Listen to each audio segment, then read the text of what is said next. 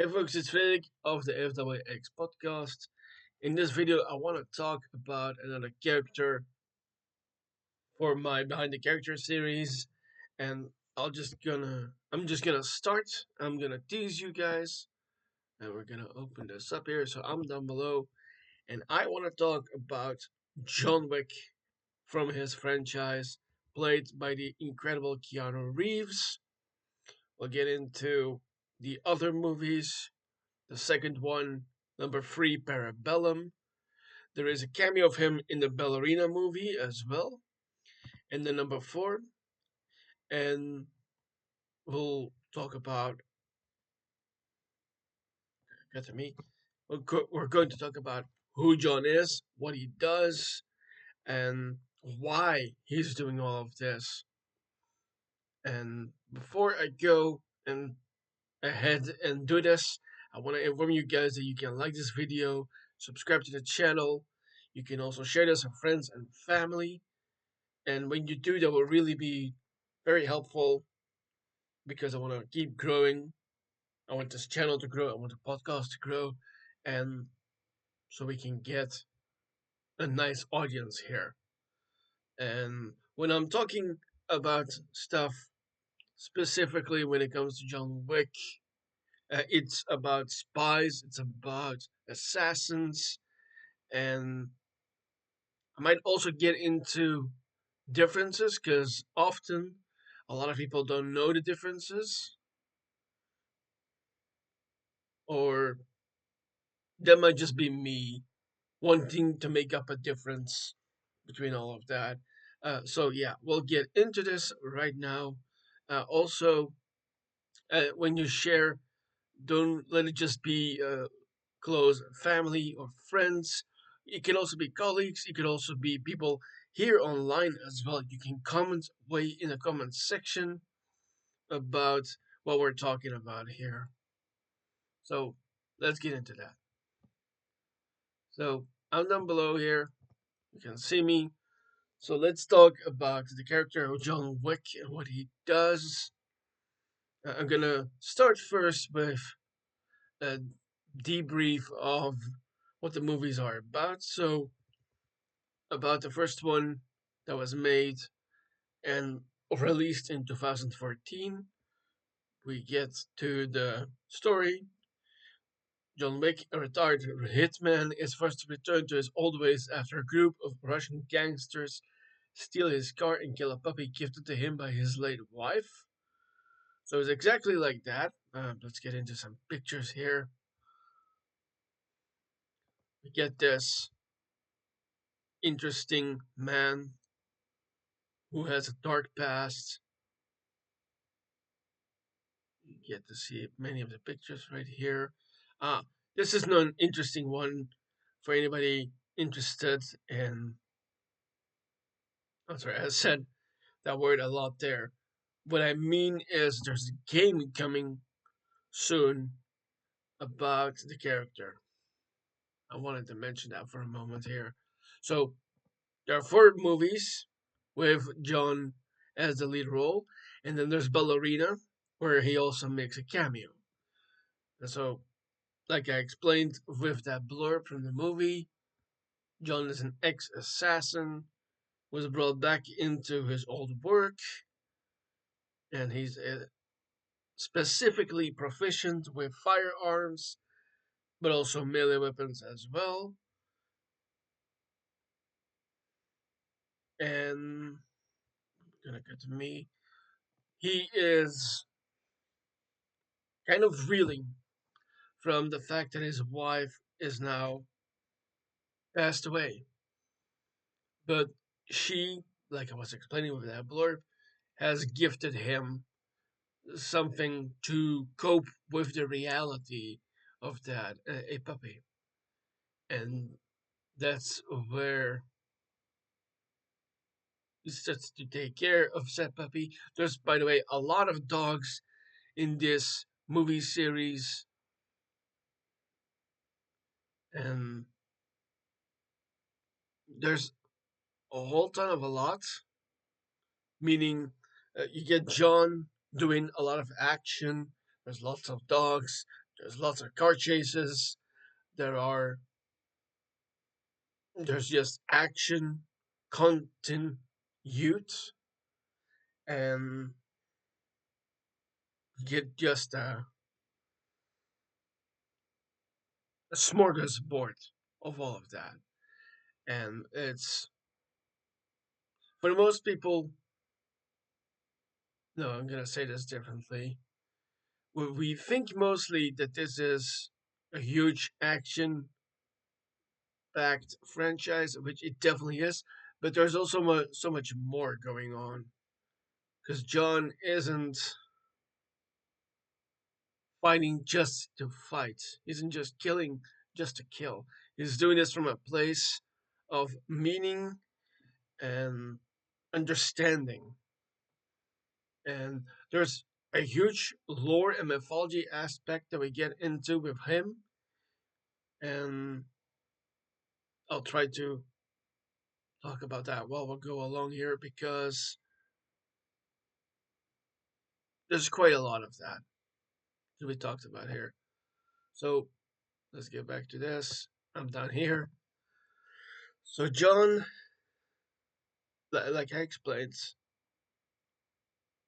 is a huge name in the criminal underworld, and he has done a lot of work before. Now he's back in the game, and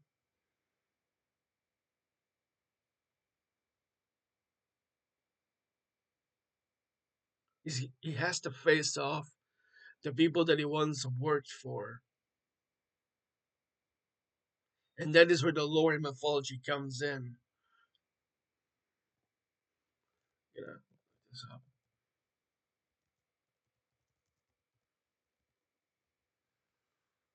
I'm gonna get you guys some of the images and some of the information as well. So maybe we'll just get to the overview first. So John, like I explained, has this incredible reputation, and he's also known by a specific name, the Baba Yaga, which comes from Slavic folklore, and is referred to that creature, and that is a kind of boogeyman that even those who are dangerous themselves fear too.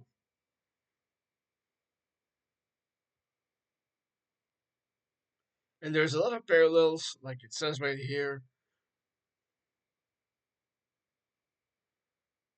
So it tells here of the Odyssey, for instance.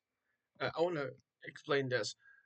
So one of the first things that ever happened with John before he was married, while he was working for the criminal underworld, and he wanted to get out. He wanted to get to the point where he could actually live a life. But for that, he needed to do an impossible task, quote unquote. And he had to rely on the people of said criminal underworld. And we're going to get into that with the second movie because that's where that comes in. So there's a few more of these that I want to talk about because of it. There's another element to this. So one of the many places that John frequents is a place called the Continental. And there's a TV series about this, also from the same movie franchise that is originally based in the past, before John was even a whisper of a name, and it deals with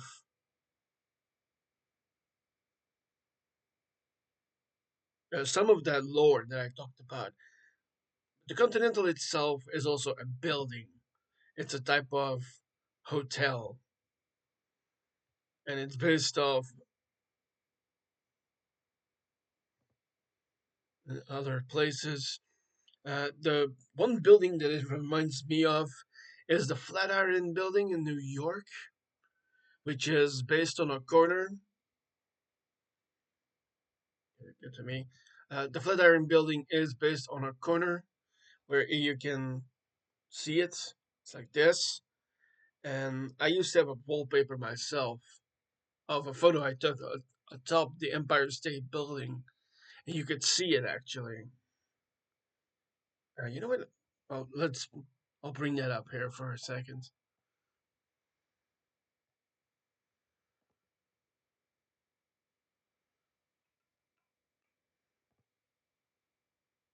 Hold on.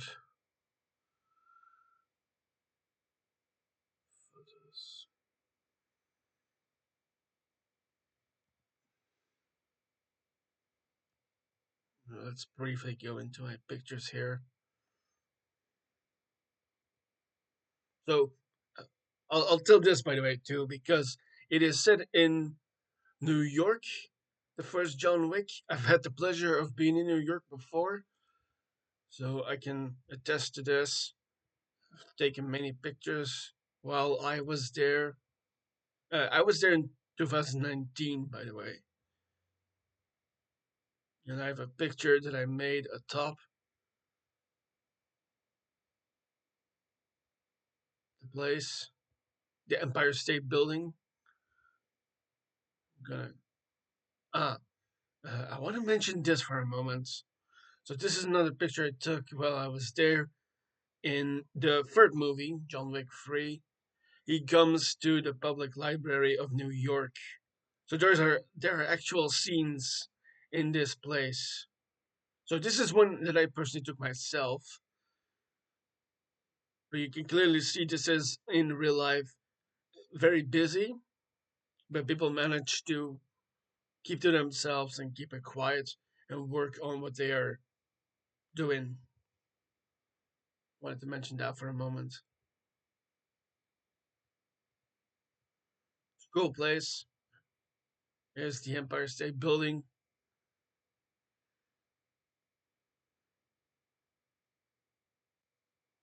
So I've been on top of that thing. Here we are. So this is the photo I took, and you can kind of see this. This is the building right here. That's the Flatiron Building, and I think the Continental might be originally be based around another building, but it looks a lot in my head like the Flatiron Building, the Continental in New York. And I'm actually gonna cut again to me for this. So when the Continental hotels are different depending on where they are. So for New York, it's a kind of skyscraper looking building that houses a literal hotel, like I said, and it's one of those places in the New York lore of John Wick where business cannot be conducted, meaning you cannot kill on those grounds of the building. And I say this for a good reason because I'm gonna bring that up again. So back to me, I'm down below here. So I'm gonna quit with my photos here for a moment. So in the Continental, you cannot do the business that assassins do, or contract killers, or maybe even spies, or trackers. That's another lore thing from the John Wick mythology. And so John is a lot in that place. He actually knows the people, he knows the manager, he knows the concierge, and that's kind of where I was gonna go with this. So the concierge is a guy named Sharon or Charon, who is also who is named after the ferryman of the Greek mythology to carry people over the river Styx in the underworld. And so you can clearly hear the similarities, the parallel between this. And Sharon is also paid with Sharon or Quran, I've heard it both ways, is paid with a piece of gold, like a really giant coin kind of thing. There's a specific word for this, an obol. And then there's also about Sisyphus, and I want to explain this for a moment. So there's the myth of Sisyphus. It's a name you cannot trip over. The Sisyphus figure is really about this person who got locked up in the underworld in Greek mythology, who had to continue pushing a boulder up a hill, and that was punishment for something Sisyphus had done before. Although I can't remember what exactly he did before. But the point of that is that John is constantly fighting, and he's dealing against so much. He's is fighting against so many people. He, I would also liken him a bit to Atlas, the Titan originally from Greek mythology, because he carries so much on his shoulders. And Atlas in Greek mythology holds up the world like it's his burden. And for John, it's kind of similar. But Sisyphus seems more likely, indeed, to be a parallel with John, because anytime he makes any movements going forward to the top of the hill, he rolls back. It's kind of like the phrase "one step forward, two steps back." There's also a song by singer Olivia Rodrigo called that "one step forward, two steps back." And I would play it, but I would get in trouble if I did that. Okay. There's a few more things I want to discuss about this. Yes, the high table. So, speaking of the high table, this is this governing body in the world of John Wick, where has he has worked for.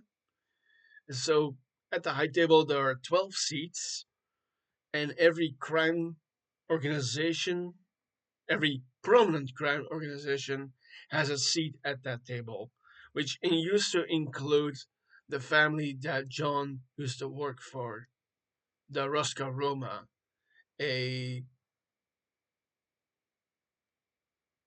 organized crime family that is especially more close to like Eastern Europe and Russian and Euro Asia relations.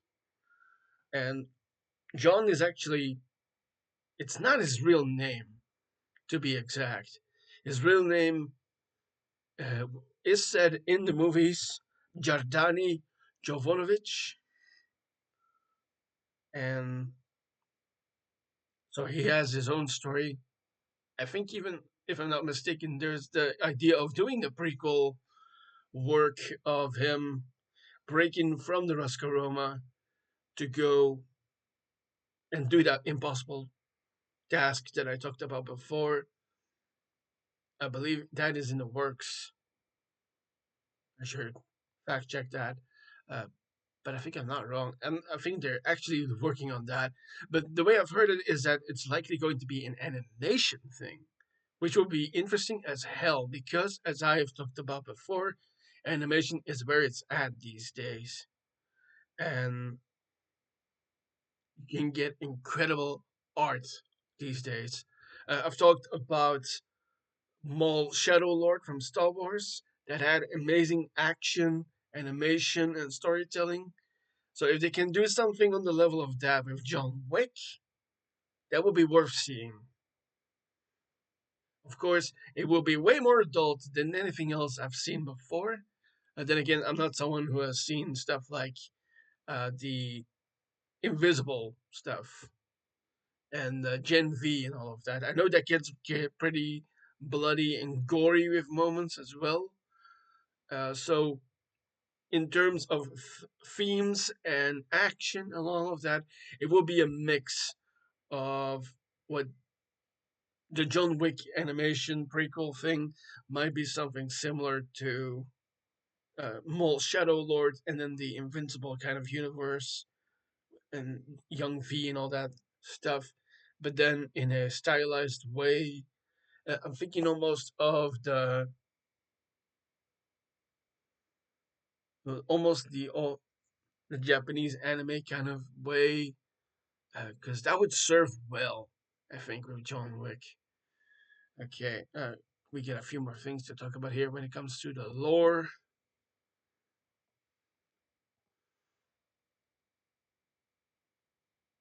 There's another person that's very important here. So the High Table, like I explained, is kind of like a governing body with the criminal elite, but there is someone above said High Table too.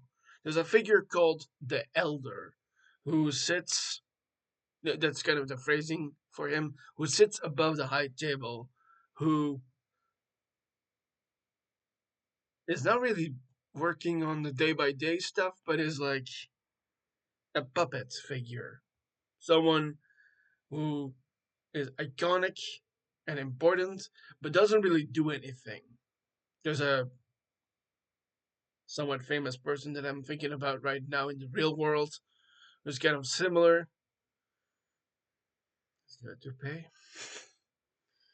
Okay, I'm gonna steer away from politics too much here as I'm talking about this. So I explained the high table, the elder, and then there's also it's called the Pantheon of Assassins. Oh yeah, so there's these important figures that we get to know about in the franchise. Um, like the example that was standing in the overview was Santino D'Antonio, who is the villain in the second movie. And he's also very important to John because that was the person that helped him get out of the high table and their services to complete his impossible task so that he can go and live by himself. And ultimately, he found someone to live with, his wife. And so that guy, Santino, returns in number two of the movies and he has new task for John. But unfortunately, John's life is one of loss and death and bullets and blood. It's biblical. And I'm reminded actually of the phrasing for Luke Hobbs.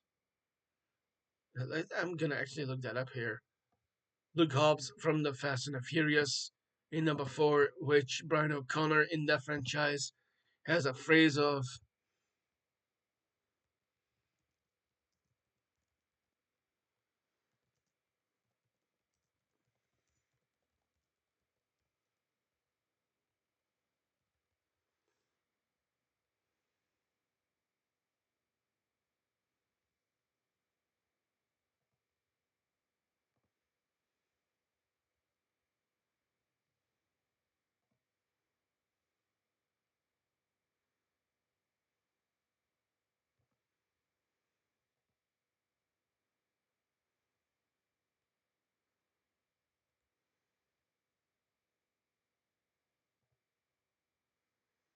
let's get into this. By the way, speaking of Fast and the Furious, I have talked about those before.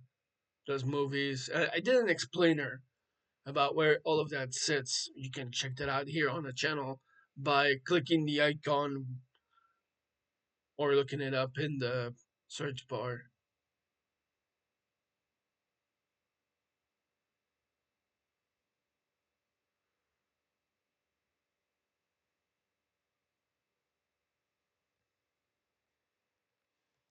Hmm. Yeah, I'm doing the smart thing here. Control Fing this.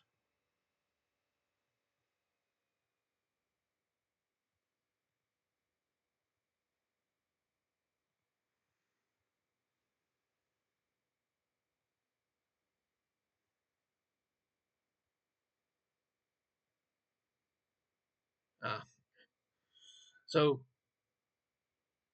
I'm gonna return for a moment because I didn't find it there. I know it was something about biblical.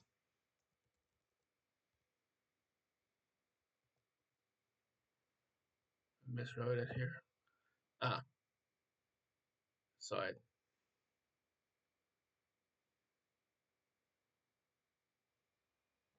head back for a moment. This is what Brian says. This guy, he's Old Testament, blood, bullets, wrath of God. That's his style. So that is what I meant with how John Wick is also about in his movies. He is like the Old Testament. He's gonna wreck you while trying to get what he needs or wants or can get. And you get to see that in all these movies, number three and number four as well. A little different in the Ballerina cameo that I will talk about. So there's a lot of this interesting lore and mythology around John Wick. Um, I do want to mention here the last thing. So it's called the Pantheon of Assassins that they refer to.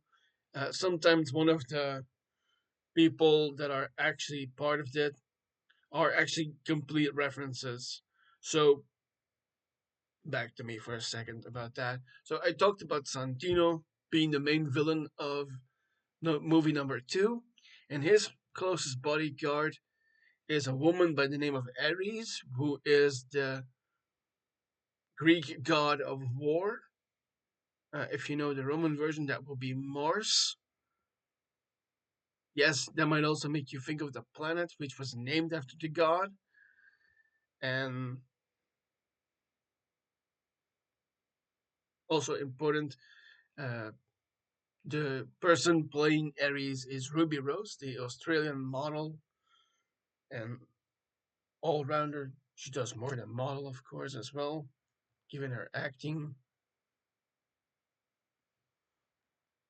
It's waiting here. Okay, let's get into some more stuff here. So, I'm down below here. I explained the stuff about the lore. There's more to come, by the way. So, let's continue with number two then.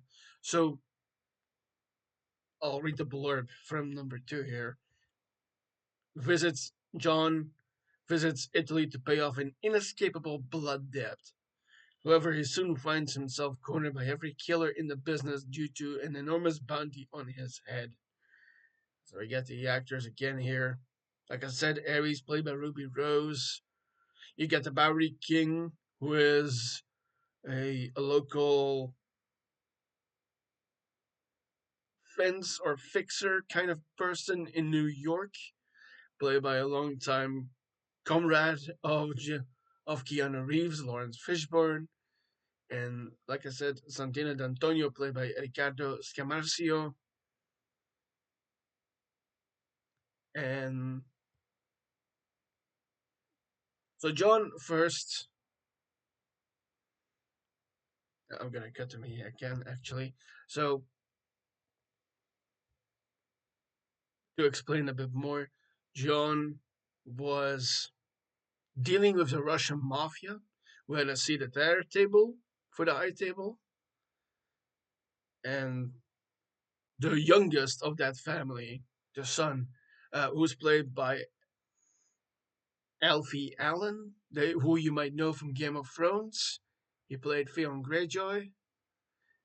He stole John's car in the first movie, but he did way more actually than that because following the laws of his wife, John goes out with his car, needs to go pump gas. He comes across that son, Iosef. Tarasov is the name, and Iosef takes a liking to the car John is driving, sees the dog in there as well, and following that, follows John and the dog back home, steals the car, kills the dog, damn puppy, and in that process also invades his home, and they mess John up as well. And then Iosef returns home to the base of the Russian mafia in New York, and that's where the action starts.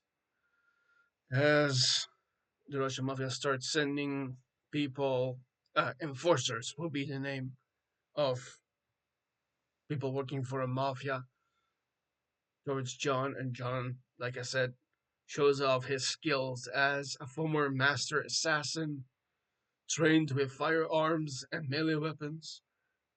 And it's this non-stop action fest. But like I said, it has a purpose for John. It's protective. And from a originally from a place of love, and so it's very much a revenge plot for him. You took something from me, you killed my dog, you came into my place, so now I'm coming for your ass.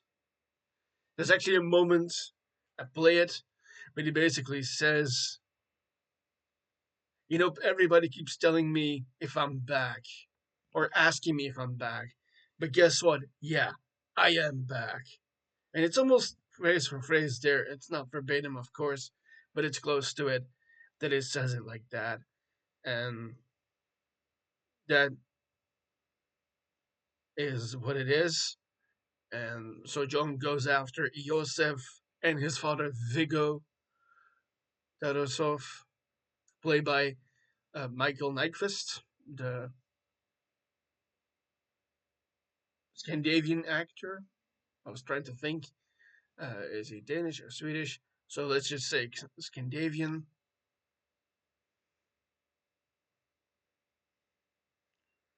If I pronounced that right. And so John goes after the Russian mafia, including their financials. There's a scene where he bursts into a church where he finds the funds and he lights them on fire. And we get the non-stop action from that point as well.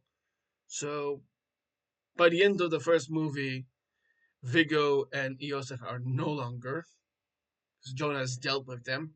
And then it goes into number two, where um, Viggo's brother, another link towards the Russian mafia, has the car that John has been looking for. And so John finds the car, crazy amount of action, lots of firearms, lots of fighting, lots of blood, and all of that. And he gets his car back. And then he's contacted again by the man I talked about, Santino D'Antonio, played by that actor I said.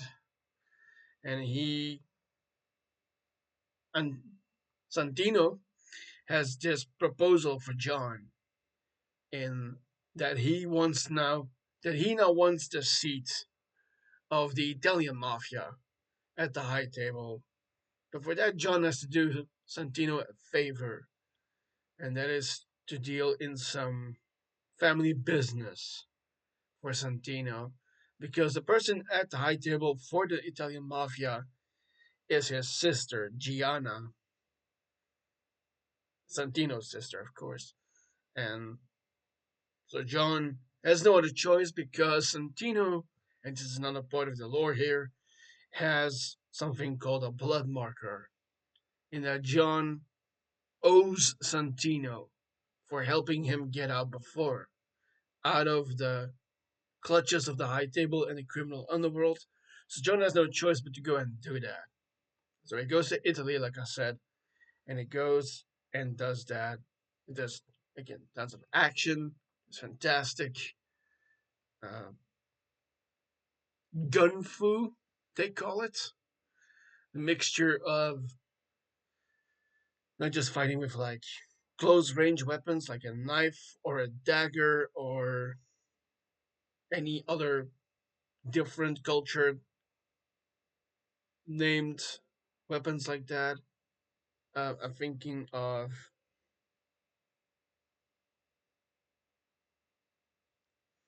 what will be one. You know what? I'll just tease you outright with something from further away. So number four is all about John Wick. Number four has a lot of Japanese weaponry. Number three has a mixture, and then number two is mostly Italian-based weaponry. And another famous thing from these movies is that there's the armory scenes. Actually, I'll show you that instead of just yapping here to you. So I'm still down here.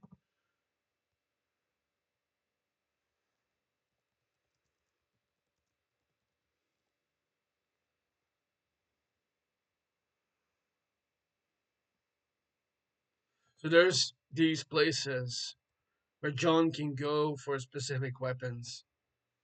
And I do say specific because these weapons almost always have um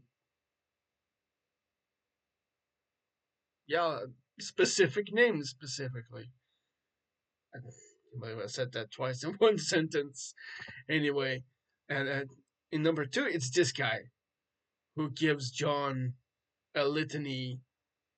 And this guy in particular, I really like from that movie because the way these moments are sold, it's actually that moment. I'm not going to play it for obvious reasons. Also, you can see there's likely a pin where I'm putting the mouse right here. There's a pin giving him a kind of place. Like, this is someone legit that actually works for something to help people like assassins around. And they have this interesting way of voicing what the weapons are like, what they do, and the kind of cartridges or rounds or armor piercing, those kind of, I would call it Call of Duty Battlefield kind of terms of, you know, the gamification of what people in the army use as lingo, the conversational words for specific weapons use, and they do this deliciously because this guy, for instance, if I'm not mistaken, does this in a food way. Yes. That also reminds me of another movie that I love where something similar happens. I'm actually going to just voice that because the movie I'm referring to is one of my personal favorites, Baby Driver. There is a similar armory scene like that where those items are referred to by meat specifically. And it's got this charcuterie board of weaponry. And that might also be exactly what that um, weapon smuggler handler says. Okay, continue here. So, yeah, like I said, that's one of those famous things in these movies. And actually, that actor specifically that I just showed is exceptional at that. I don't know his name by heart, though. This, by the way, is, or rather, looks a lot like the weaponry that John digs up. I'm gonna go to me for that again. So after John has been beaten up by Iosif in the first movie, he has to go and get his gear, but there is no scene like that, like I just explained from that movie. So he digs up his own gear that he had buried away beneath his house. And so he messes up the floor and he finds the gear that I just showed in a sort of similar kind of positioning. And it's all the weaponry that he used to use for conducting his business, the killing business. Okay. So let's quit talking about weaponry for a moment. Like I said, that leaves us in number two, where we get to meet a couple of new characters, including Ruby Rose as Ares, who is kind of the henchwoman for Santino. Like I explained, some of these people have actually been named after specific mythic people. The other one, like I explained, was Sharon, played by Lance Riddick, who is sadly no more with us. Here's one of those fighting scenes that we get later in chapter 2, John versus Ares.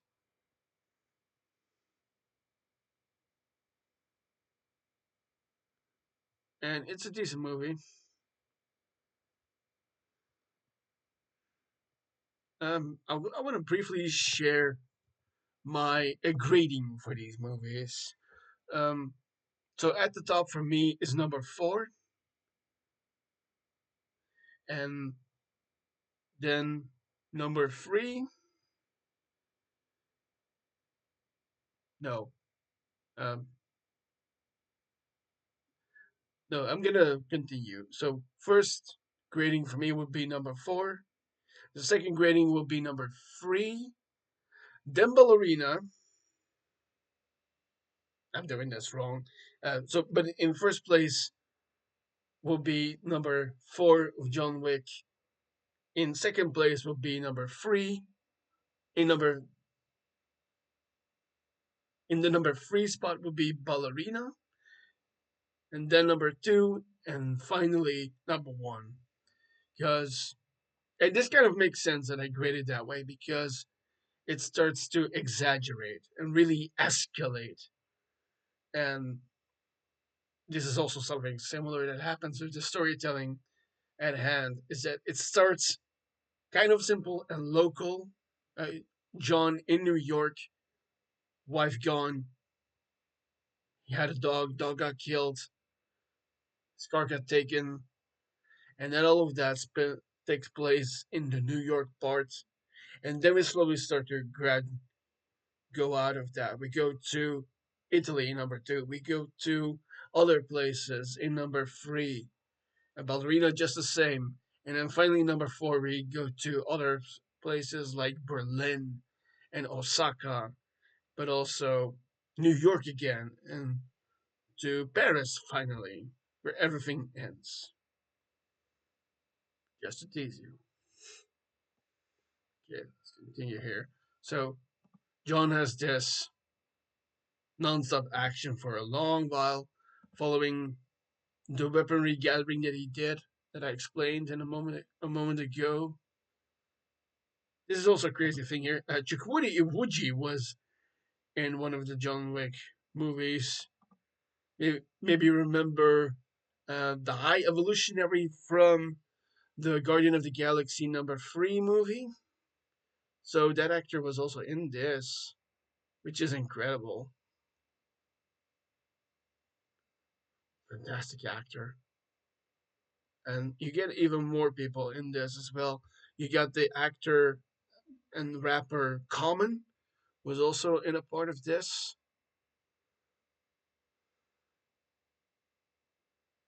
And you get these. There's a ton of other people besides Keanu and Lawrence Fishburne in this. Like I said, Common, Ruby Rose. Yeah, here's Fishburne, by the way. Okay. So finally, that leads us back to New York, actually, at the end of number two, where John breaks the rule of the Continental. I'm gonna get me again for this. So at the end of number two, John heads back to New York, having chased Santino. Um, because I need to mention something. After John kills Gianna for Santino, he returns back home. And Santino has at this point achieved that seat that his sister had, and he is now able to get reinforcements for himself. He no longer just has the crime family that he was part of. He has, in fact, more people coming after John. And then finally, John, after a lot and a ton more of action and blood and flashes from all the muzzle stuff and all of that, John returns back to New York, finds Santino in the Continental, along with the concierge and the manager. There's another person I need to mention here. Important character from an incredible actor, Ian McShane. I'm gonna actually show you instead of just saying that. He's in this.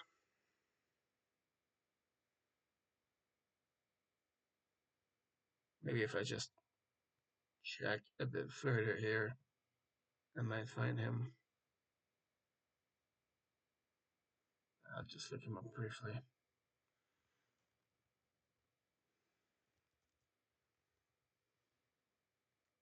Ian, who plays Winston, the manager of the Continental, and John goes against Winston's wishes, and as some of Winston's past gets explored in the Continental series that I was talking about earlier, and John, like I said, goes against Winston's wishes, killing Santino on Continental grounds, which brings up another thing important for number three. At this point, because John broke the rules, killing Santino D'Antonio, a part of the High Table, leaves him with a term also part of the lore and mythology, excommunicado. He is to be cast out of the larger organization at will, leaving John with a huge bounty that Santino had already placed on him, by the way, to make John to make it very difficult for John to go and come for Santino. It's that Sisyphus thing again. The odds are just stacked against you, and it's impossible to move anything. That's what I was referring to before. And so John finally gets to that point, killing Santino, and that makes him excommunicado, and that's where number three starts.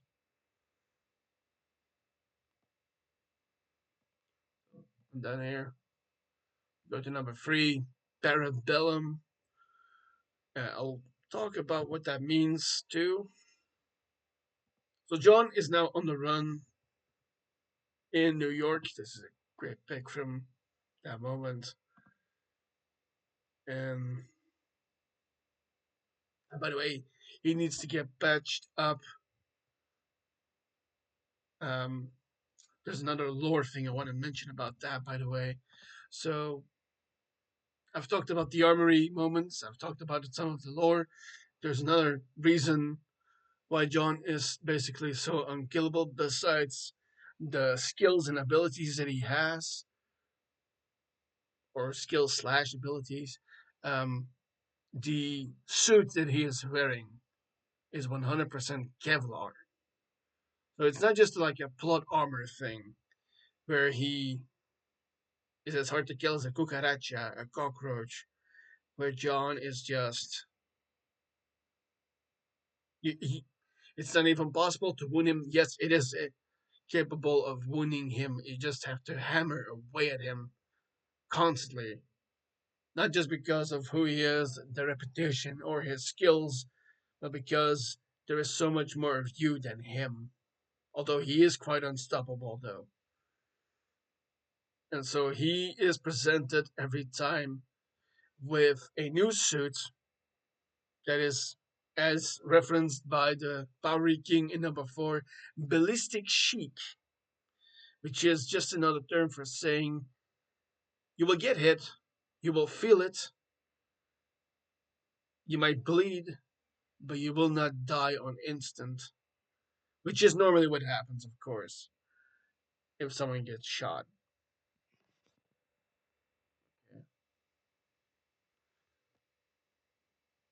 And by the way, that kind of reminds me of like how it is in video games. Actually, talking about that, I wanted to mention briefly. So, I, I said before that there's going to be a game. There's also going to be another. There's going to be multiple things coming from the John Wick franchise. There's going to be spin offs, there's going to be a game. There has already been like a little. Um, there's kind of like a VR kind of game already that you can check out somewhere. Look it up if you want to. But let's continue here. So I'm here. Ah, I see something here I want to mention. So John is on the run. He needs to get patched up. And then he starts to deal with someone new. And here's actually a good pick of all the cast in this movie. So, of course, there's John uh, being played by Keanu Reeves in the middle, or kind of in the middle. And then we get to the other side here. That's Angelica Huston. She plays the director of the Ruska Roma in New York. So she's the big boss for the Ruska Roma there. Then we get an old contact from John in Sophia, played by Halle Berry, who is the concierge for the Continental in Morocco. And we also have Ian McShane, of course, as Winston. Besides him, that's Chad Stahelski, the director of all the movies. And then here in the middle, you have the person playing the adjudicator, who is like an auditor for the high table who comes to judge, or rather, adjudge people, um, kind of like pest control, dealing with those who should not be a part or not.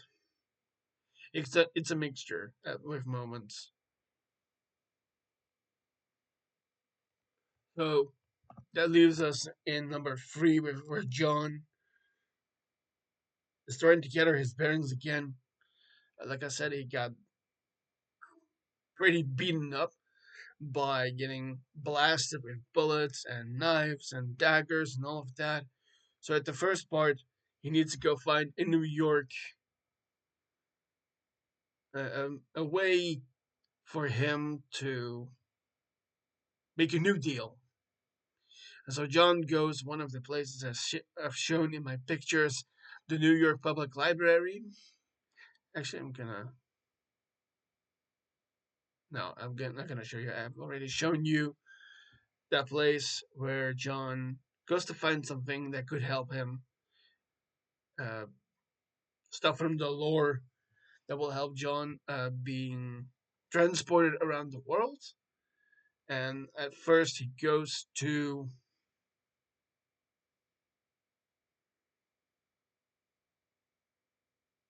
Morocco. Yes, and he does that first by. Actually, I'm gonna resume back to the pictures now to say that.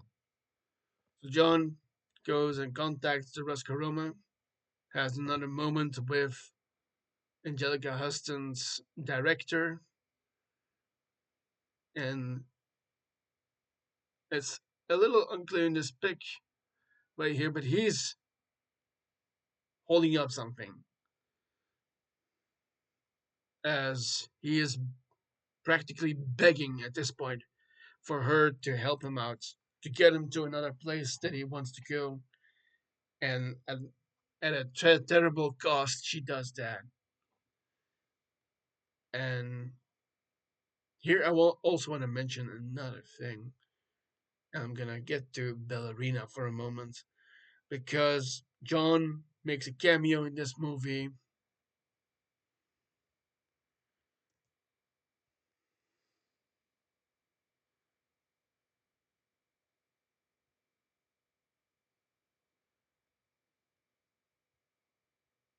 Here, this is from John, that he is for a good while in this movie. So the movie itself is about another character called Eve Macaro, played by Ana de Armas. The John has a moment where he has to go and help the Ruska Roma as Eve Macaro is dealing with her own revenge plot story, and we get to see some terrific acting.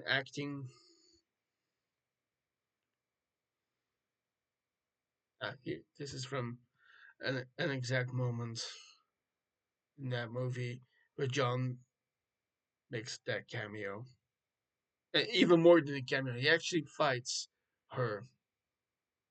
But I'm not gonna talk too much about that because I urge you to go and see those movies. And by the way, guys, gonna cut to me for this. By the way, I've covered all those movies, so you can check them out here on the channel. Just look up John Wick FWX podcast in the search bar, or go find it on our page here on YouTube when you can click the icon with my face on it. Okay, let's continue. So, uh, so that happens in between events from number three, Parabellum. So John, following his transportation to Morocco, goes there at some point, and then in Morocco, here's a visual of it. He goes to the Continental there. He meets up with the concierge, his old contact Sophia, played by the incredible Halle Berry. She has her own kind of personal guard, two very capable and adept Belgian Malinois dogs. You can see it right here in this pic. And John still kind of trusts Sophia despite uh, things in their past. Uh, I think I can explain this. So John, kind of like with Santino before, had helped Sophia with something, but it's also family related because she has a daughter who is far away from her, and she actually wants it that way because she doesn't want the daughter to become involved with this world of the criminal underworld and the high table and all of that. That brings someone very young into a lot of danger. And so that's why the daughter stays out of that because Sophia herself wants that. And John actually offers that up. But she says to him, like, I don't trust myself if you give me that information. And that's why we get all of that. Then we get a ton of action of John going to her, and then John going with her to the manager of the Morocco Continental, who has the info that John wants, and that is about the figure I talked about earlier, the elder, the one who sits above the table. And John needs to get to that guy for something specific. And we get a ton more action at that point. Maybe I can show you some here. So that gets John and Sophia in a lot of action. And finally, John gets to the desert where they have a cute slash funny scene with him having to ration what he has at hand.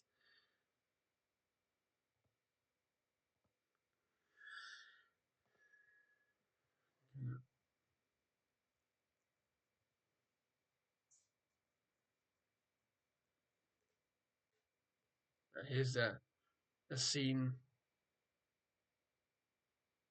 from Sophia, played by the incredible Halle Berry.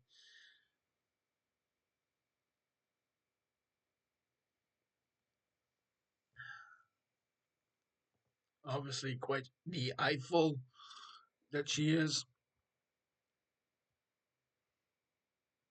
But more of those pictures. It's a pretty good one. And she too is a badass, just like John. She's quite well trained in the martial and killing arts. Um, yeah, like I was explaining, the lead that gets John into the desert, and most likely the Sahara, I think. And oh yeah, this is something I need to say here. One of the things that the manager of the Morocco Continental says is the only way to get to the Elder is to go to the desert, walk as much as you can. That is possible. And if you're lucky, you will be found by the Elder. And he almost says that, like I said, it not verbatim, but it's close to that. And which results in John doing that, walking for days with only minimal water that he has, and he is knocked out by the combination of the heat and the sun and no water and all of that. Until, fortunate for him, he is found by the people serving the elder. You know what? I'll actually show that person instead of me just yapping to you guys again.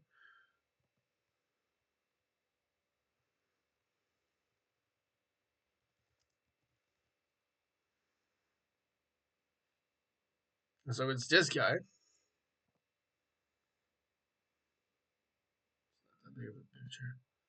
This gentleman plays the elder, has a conversation with John following him waking up,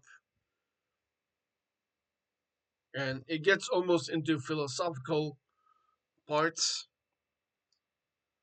Uh, but the elder is basically at the point where it is impossible to resist the high table and the people serving me. You need to comply with our wishes. You need to stop running from us. And there's only one way to do that, although John argues that I do want to live. I want to live for the love of my life, who's sadly not with me anymore. And but he's basically out of any options and choices. And so John chooses to forgo that. And to do that, um, in a movie franchise full of shooting and blood and fighting and all of that, we get arguably a moment that is way more intimate and creeping out. John has to remove his wedding finger, but instead of doing that, just like removing, chops off his finger and then gives his wedding ring to the elder. And uh, the reason for this is also for John to not be excommunicado anymore. Yeah, that's one of the huge reasons. Like, you want to live, then serve us, and you can do what you keep doing, but you still have to serve us. And then John is put back into action, and the elder sends him back to New York, and that's where we're heading next. I'm gonna show some stuff from that.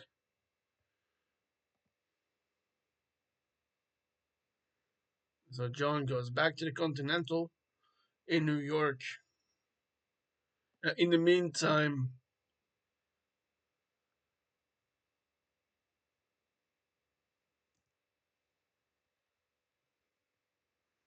the adjudicator has been doing similar things that John also must atone for. So she has been dealing with this one specifically, played by Ozzy. Okay, Dylan. Interesting. She has been dealing with the local elements, criminal elements, like the Bowery King and Winston, and she has hired a group to deal with those things. Well, I'll get to that person actually right now.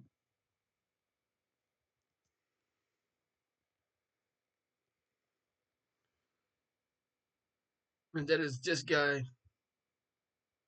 So, let me get a better picture of this him. But this is Zero. He has his own business in New York, and he has his own staff. He's got a food business, like something stalled out.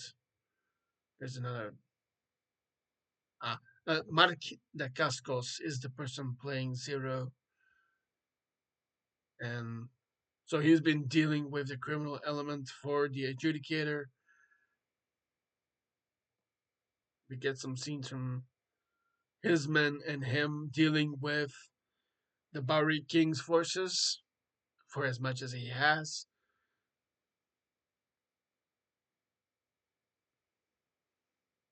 Which finally gets John back to the Continental.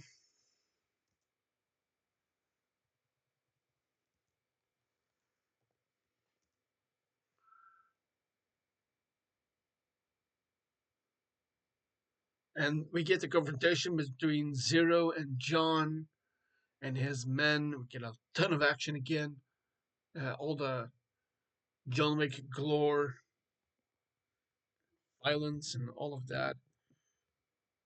Again, to be seen normally from the perspective of John being protective and loving doesn't mean that he can't dole it out on anybody going after him. And actually, reminds me of specific scenes here. Actually, so there's a pursuit or a horse chase with John on a horse. Here's a good one from specific moments. So John is literally racing through New York. This is from the New York Post. Not too glad about them, but whatever. He's being chased by Zero's men, and Zero 2 finally gets to the Continental, luckily enough for him. And there he meets up with Zero and Winston and all of that. We get a ton more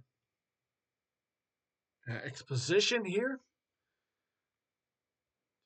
A bit too far away to be true.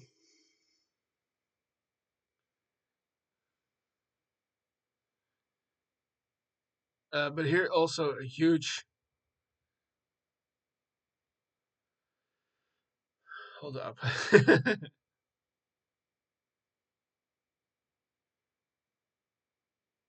This is a cool visual. This is a Continental. Someone named Alex Nice made an exterior pic for this. So John gets there, meets up with Sharon or Caron and Winston in Zero 2. The reason why I brought that up with that picture that's far away here is because they're in this area. They're sitting along, they're talking to each other, and despite having to kill him, Zero says, uh, I actually really admire what you do.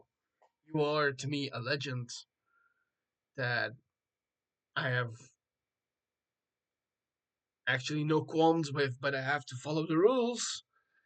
And they keep sticking to the rules, of course, to a good point in the building until I was going to get to this part. Uh, John converses with Winston, and they kind of have a talk here.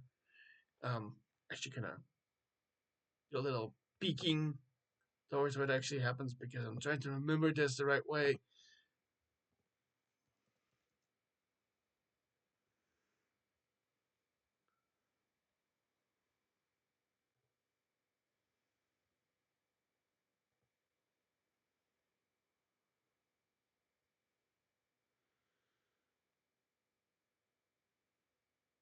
Yeah. So yeah, let me get to. So Winston has to abdicate the Continental in New York, but he refuses. So that meeting that John has with him, with Winston, is also with the adjudicator, and Winston says, "No, I'm not going to do what you're asking me to do. You get the hell out of here." So the adjudicator calls in the enforcers from the high table themselves, and soon they will come. She says something along that line. The adjudicator says something along that line. I'm rephrasing that for a moment because I saw a second ago that actually the actor playing the adjudicator said that she wanted the character to be non-binary. That's why I'm rephrasing that for a second. And so it gets John to defend the Continental in New York, and there's a cool visual from that. We get the armory moments in that as well. And John teams up with Sharon or Charon and as they go after the people coming after them, the high table enforcers. But these enforcers are not to be trifled with.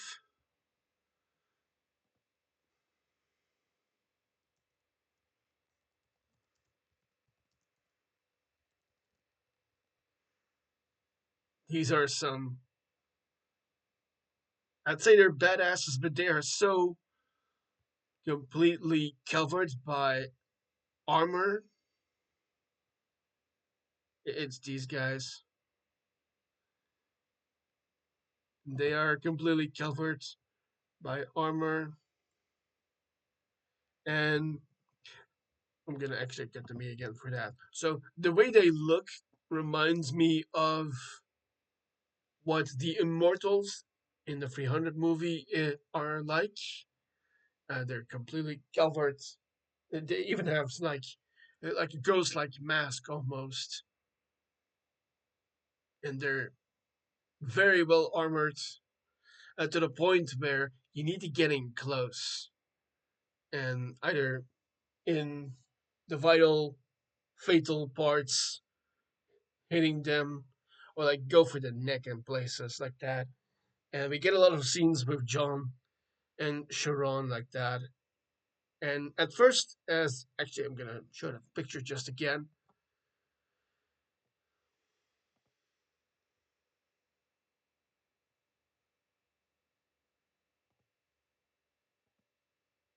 So at first, they just start out simple. Well, no, I'll say it differently. There's like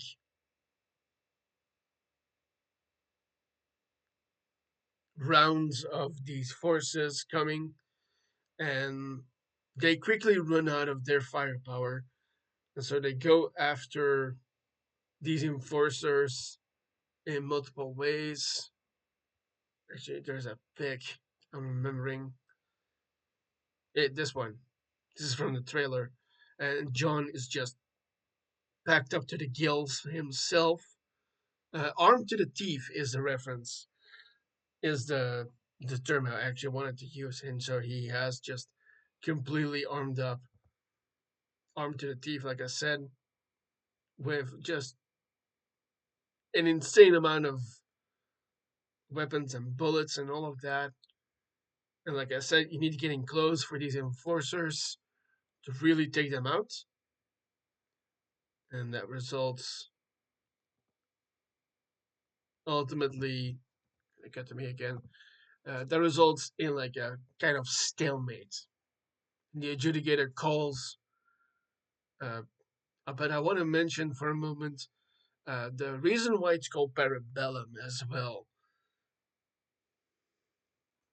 So there's a Latin phrase. You know what? I'll just look it up. I'm not just gonna. I don't know it by heart, so I'm gonna look it up quickly. So that's probably gonna sit here somewhere.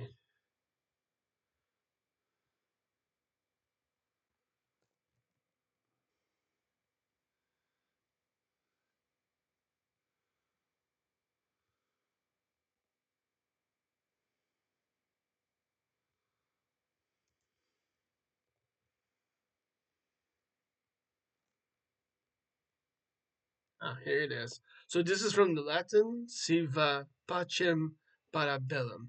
If you want peace, prepare for war. And I'm gonna cut to me again for a moment. So this is what Winston says when John and Sharon go out armed to the hilt. And Winston says this as he locks himself up in the bank kind of location of the hotel, where it's basically like a safe place, like like a risk room, somewhere you can hide, where you can be safe. I wouldn't put it like a haven, but more like a panic room, rather. Yeah, a place where you can go and be kind of at peace with what is happening, even if it's like a crisis level thing. And then I'm gonna briefly cut to Wiki again.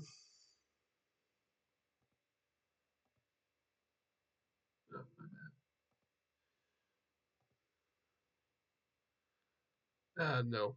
I'm actually gonna cut back to me. Sorry. Because at the very end we get that stalemate, like I said, and the adjudicator says, "Well, if you won't abdicate, you have to do what we have been asking of our enforcers and these hired help that I had with me." And we get a heel turn. Winston shoots John off the building, and so on. And John seemingly seems to die. Yes. Then all is not over because there's a third movie. Sorry, a fourth movie that I'm now going to talk about, which is the last one for John. Here we are, number 4. Read the blurb for a second.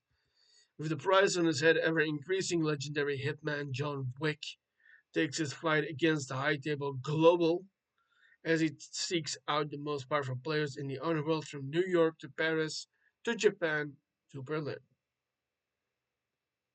And we'll get to those picks, of course. And so that gets John.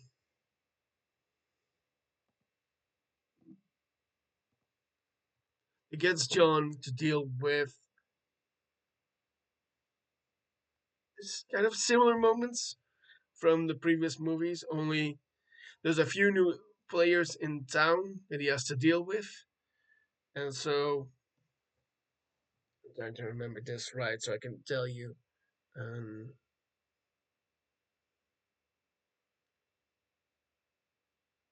I'd say he goes somewhere else. No. At first, he is found training by the Bowery King, who has been suffering himself, having been cut 7 times because he had 7 days to abdicate his throne as the Bowery King. And this guy is very Shakespearean. He walks in on John training, and which kind of feels like a hint towards the work Lawrence Fishburne and Keanu Reeves have done before in The Matrix. We get a lot of philosophical talk in Shakespearean wordings and all of that too. And Larry King has a new suit for John, and that's where we start.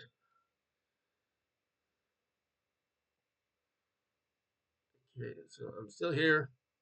I'm gonna get to the last part here.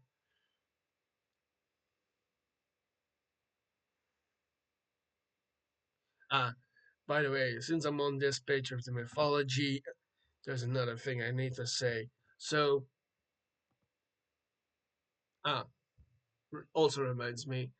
So, following the training that the Barry King saw John do, John goes and chases after the man that got him to give up his wedding ring, the elder.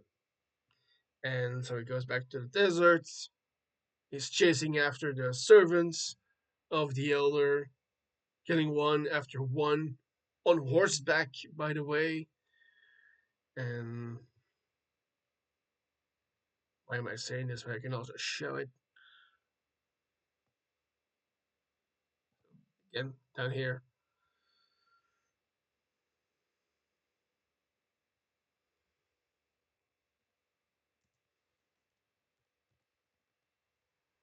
Here we are. So some pics from those moments. John chasing after the servants of the elder. There's a gif here. It works.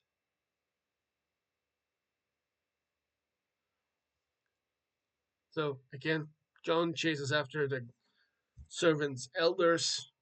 The servants' elders. The elder servants. Excuse me.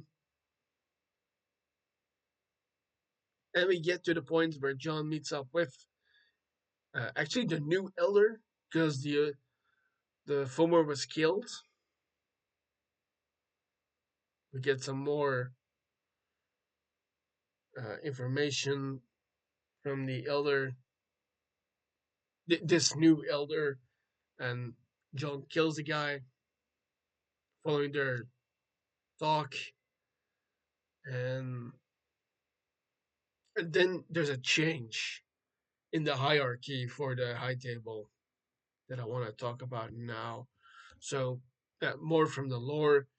If there's no elder, the governing body continues to do their controlling towards the Continentals and the Assassins and all the other forces and all of that. But that leaves the High Table with no other choice but to put the control towards one of their members. And so there's a new person that we learn about, and that is a French marquis who has his own kind of criminal organization. And I'm gonna show those people actually from the cast. So here,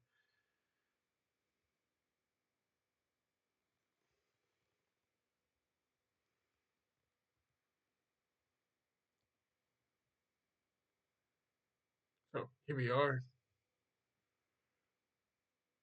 Maybe this is big enough. Yeah, kind of.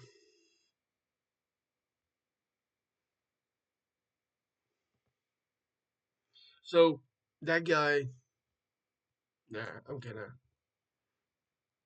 He's important enough that I need to actually talk about him alone.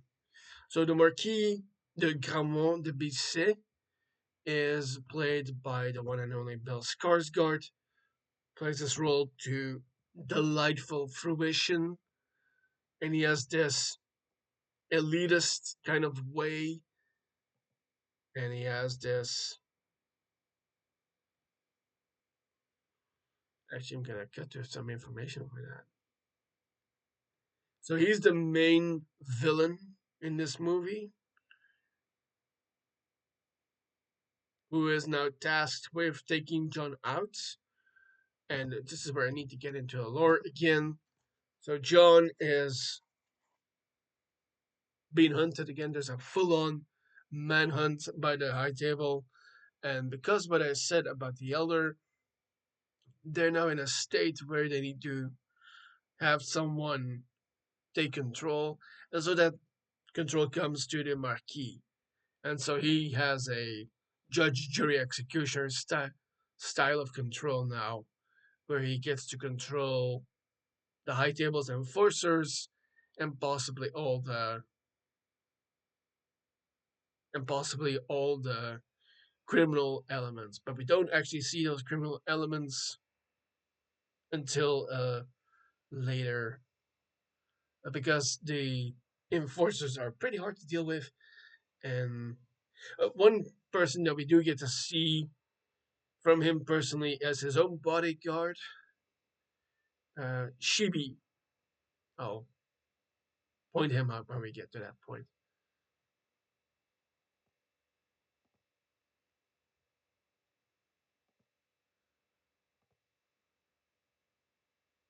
Given unlimited resources and as an elevated point now. We'll get to what happens at the end. I don't want to spoil that just yet. So, John, I'm gonna recapitulate for a moment. Following death of his wife, death of his dog, his car being stolen, is set up on this journey in a biblical sense, like I was saying, blood, sweat, and glory, but for the sake of love, of protecting people closest to him. Uh, and at this point, he realizes in Nova 4, it's not just his wife anymore. Although he is doing this for her. And because of this manhunt, the Marquis is trying to get at that, to get at John. And he figures that with everything that Winston has done for John, it's time for the Continental to go. And so he has gathered Sharon or Charon and Winston to him. Maybe there's a scene with the three of them where he's explaining that in that royalist, elitist kind of way. And there's a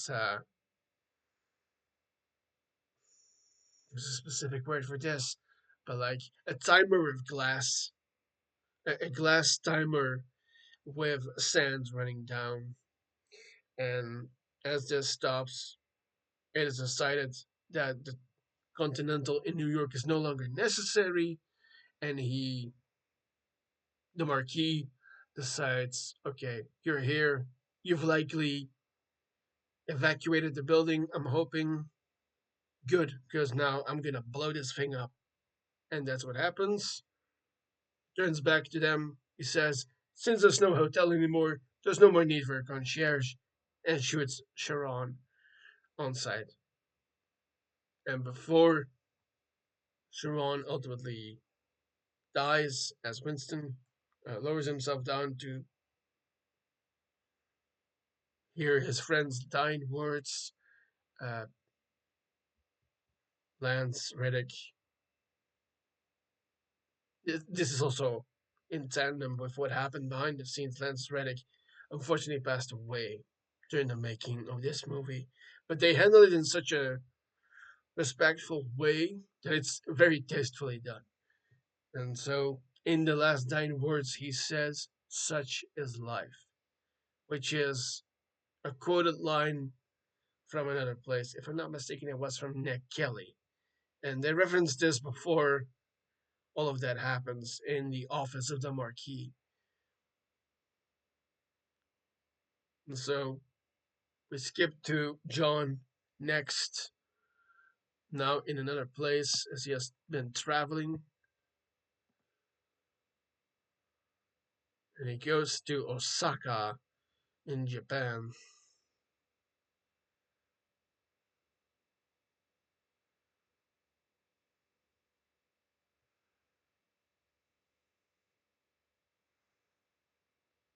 Ah, these are the figures. And in Osaka, there's also another Continental, which includes people that John knows, starting with the manager, Koji, who is an old friend of John. And the concierge in that building is Koji's daughter, Akira. And these two are played by two phenomenal uh, people. You have singer Sawayama as the daughter, and Hiryoku Sanada, I hope I pronounced that right, as the manager. And then there's also another person that is important here, and that is Kane, played by Donnie Yen, who is also another old contact of John that he has to deal with.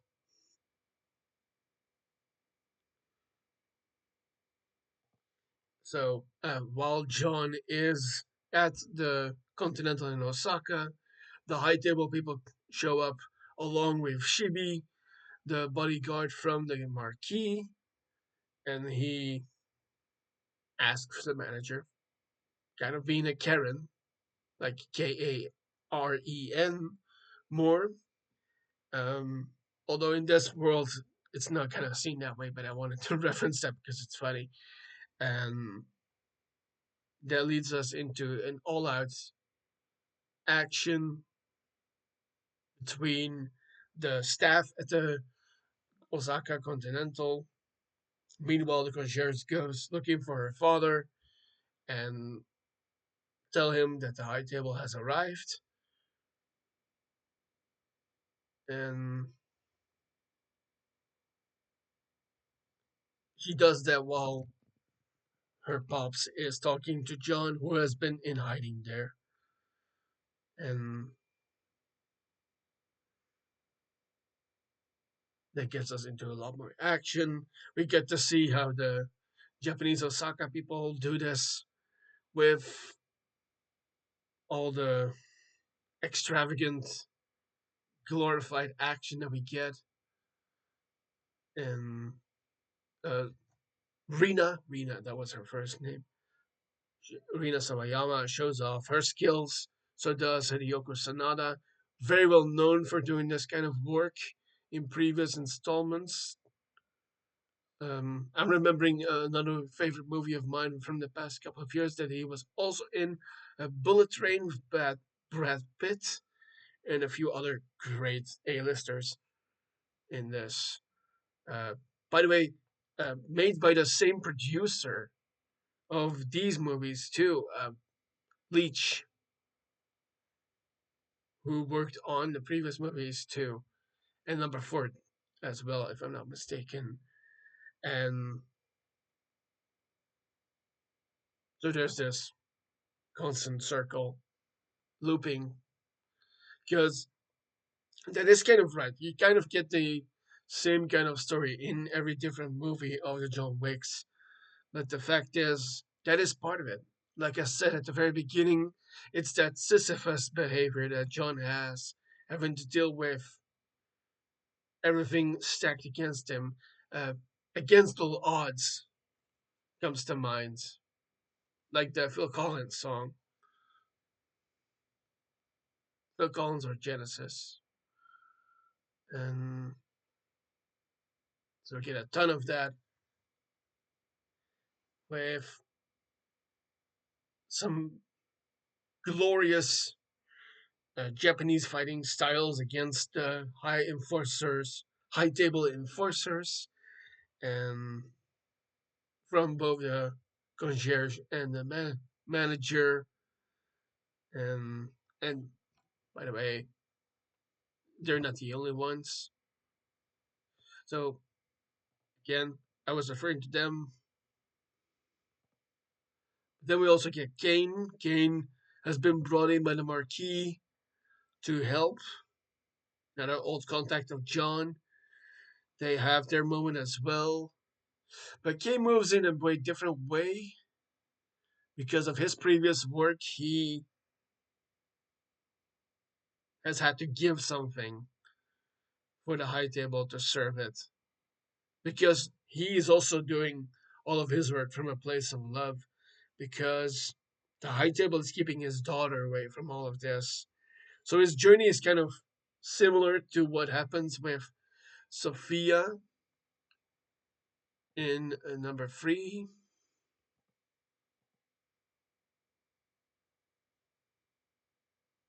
Yeah, that's her right there.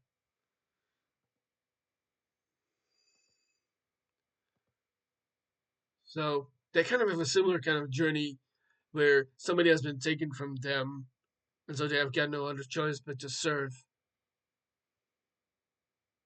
All right. So Cain, his daughter has been taken from him. He's got no other duties except being a father. If we get to that point, and like I said, we get a ton of action here in the Osaka Continental between actually the three of them. Because Cain has to work for the Marquis, which leads to a duel between him and Koji, the manager. And ultimately, unfortunately, probably shouldn't have given a massive spoiler alert at the beginning. It doesn't go well for Koji. I'll put it like that, which results in Akira running away, and she pledges to go and take Cain out. Which, by the way, I have to say, got to me, is an interesting take, of course, but it's also already been announced that we're going to get a spin off about that, about Cain and his work, which should be good. I mean, Donnie Yen is a huge martial artist actor who does a tremendous job, and to see Sawayama pick up that role again, maybe in that spin off, would be really, really cool. Okay, let's continue. So, we're likely going to see that again. By the way, while all of that is happening, there's another person in this building. That's the man in the yellow jacket right here, a tracker named Mr. Nobody, who also has a canine pal that helps him.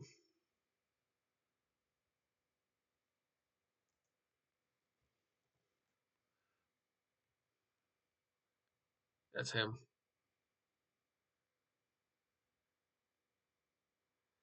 And he's just another interesting player in this game where he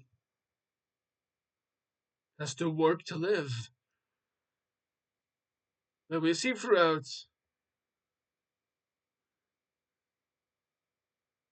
this movie that he, just like with Cain and with Sophia, has a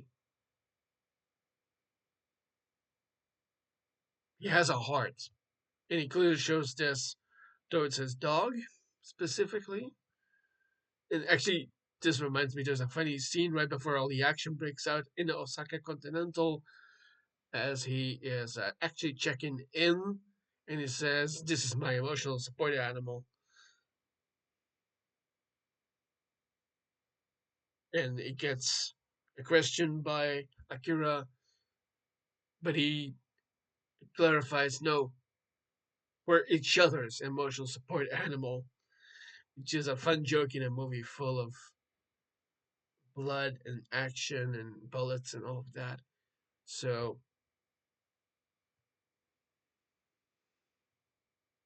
and he's working for the Marquis, by the way.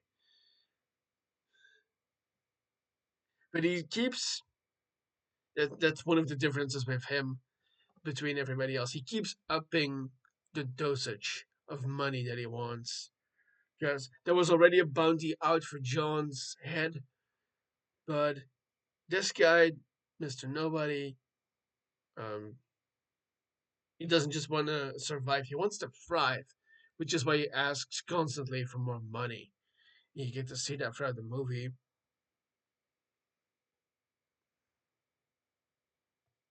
So, following following the events in Osaka, John goes back to New York,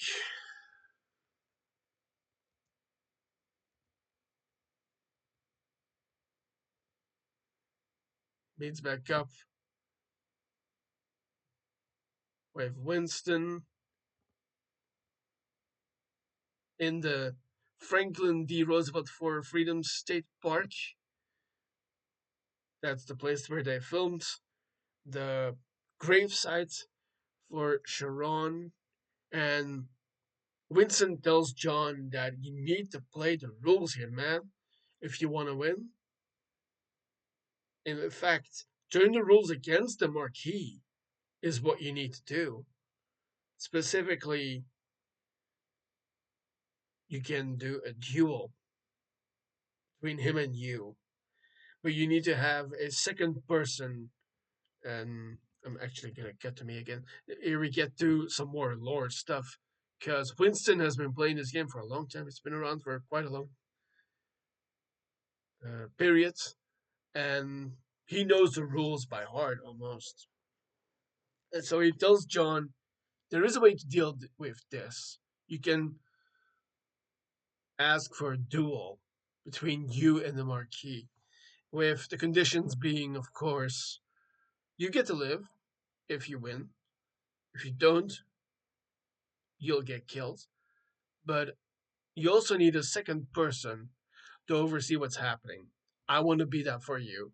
If we win, you get to live, I get my hotel back, and we can keep continuing business and serving assassins, traveling in and out of other places, coming to the Continental in New York.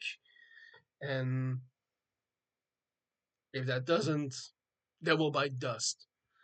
And so, following that, uh, for obvious reasons, John is pointed towards Paris, where he needs to go and visit the Marquis. And we get. I'm gonna show some pictures again.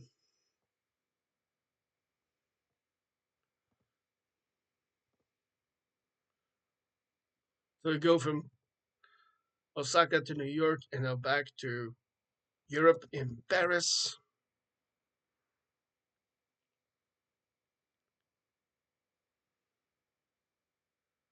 And John approaches this place where he has to meet with the Marquis and also another figure that you see here in the middle. And this is where I need to get into the lore a bit more. So there's another figure from the High Table called the Harbinger. And that is someone who, it kind of what it says, like a harbinger of doom, someone warning you of bad times if you do not deal with said bad times. And in this case, I'm going to refer to the picture again. The person in the middle, the harbinger in themselves, didn't mean to do this. It is quite a special figure.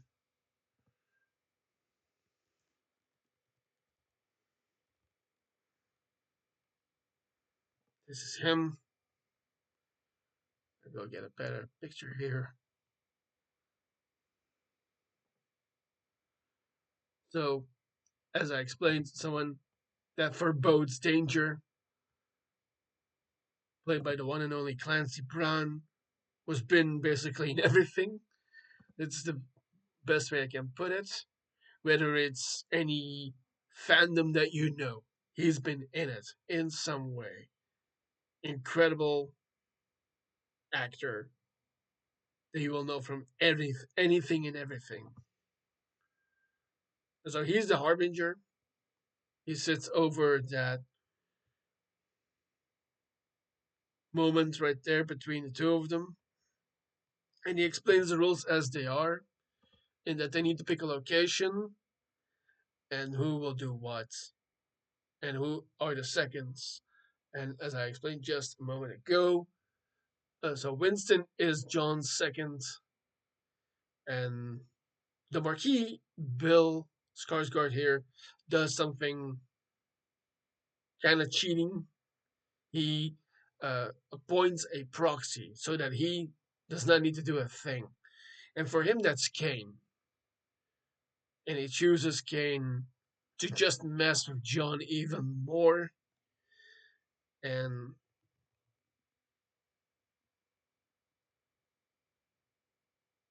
to mess with John, but also with Kane himself, because as he explained earlier, I skipped over a moment. I'll talk about that in a sec.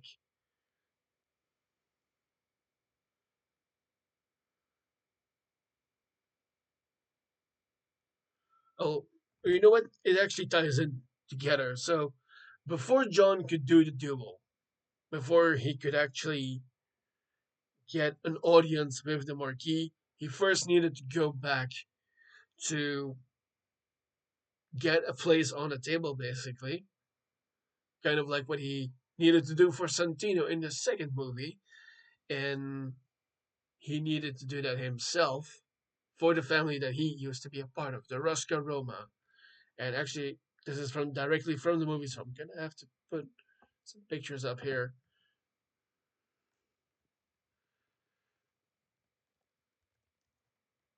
Oh yeah, and here we get another interesting person.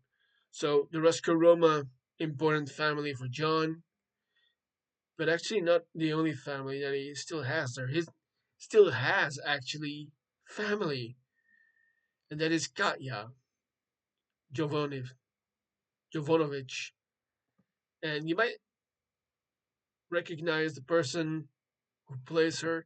That is Natalia Tena, who used to play Tonks in the Harry Potter movies. Here's a picture of that. A great actress. And so John goes back. Oh, there's some explaining here again. So John goes back to Berlin, which is where the Ruska Roma are globally headquarters, and he meets up with his sister, Katya. And Katya says, well, in order for you to get any on the table anymore, you need to do something for us first, and that is to go after the man who killed our patriarch. And we get to another important character for that, because the killer of the patriarch is someone also well known.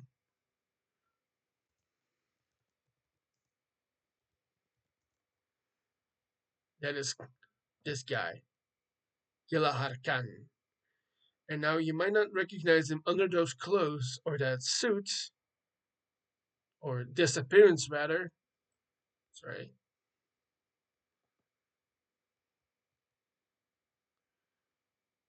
here he is. Ah, here's a good pick. So again, like I was saying, you might not completely recognize him in this role, but there's an incredible actor underneath, Scott Atkins, another well-known martial artist actor, known for many action roles, and so he's in this. I'm assuming it's a fat suit. He plays Kilahar Khan, a local criminal with his own organization, kind of.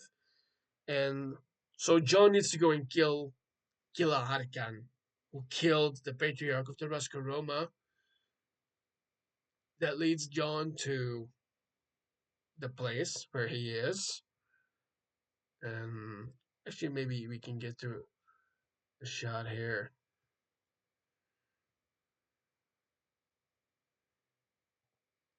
It's kind of far away, but you see him. No, here's a good shot. Not that. Ah, here we go. Here's a good shot. So Gilla is this specific person who has been doing a lot of business, and he's also a good card player. He likes to involve people with what he does. And so he has a confrontation with John, but also with two other people there. That includes Kane. And then from this angle that you see in this picture, there's also Mr. Nobody sitting. Maybe there's another angle here. So yeah, you get this confrontation with them, and I'm gonna actually go to me for some of what happens here. So between the confrontation and the card game, there's a lot of cool, funny lines being said between all four of them, including some Japanese said between Kane and John. I'm assuming it's Japanese.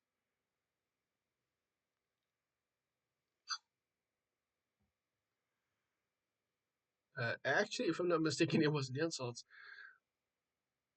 And so Killer basically says we have a genuine conundrum for people that want something.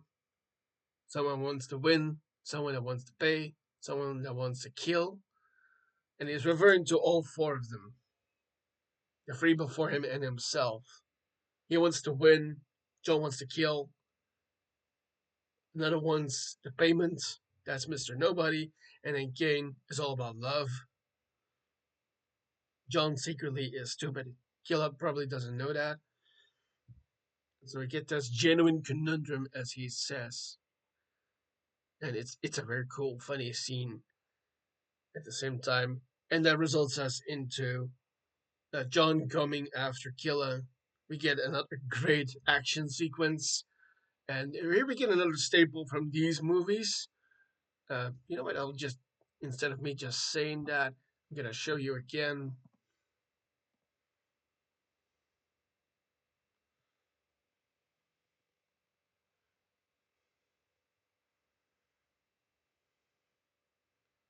And so we get these incredible scenes. Here's one from the trailer.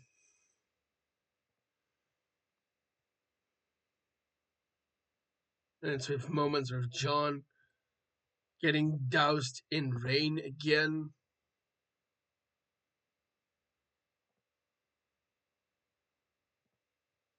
And so, also, if you think about it, it's Scott Atkins again. It's Scott Atkins against Keanu Reeves, who specifically trained for that role, by the way.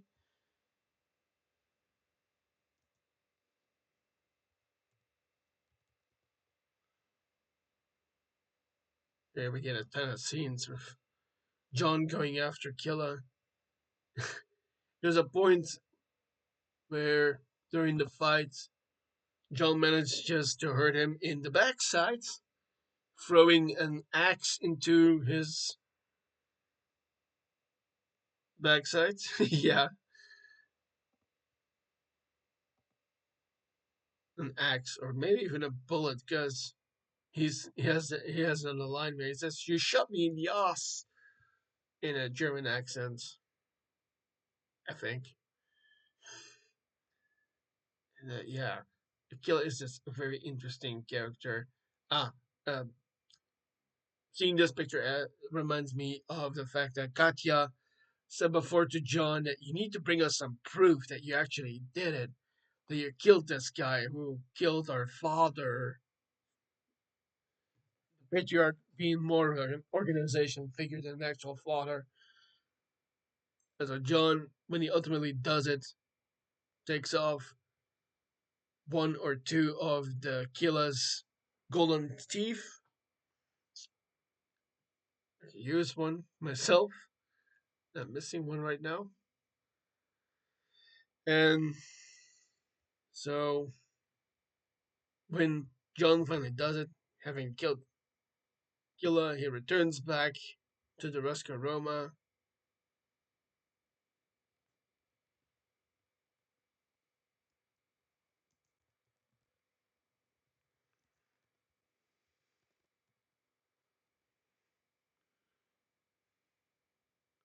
And John is, by the way, covered in tattoos. And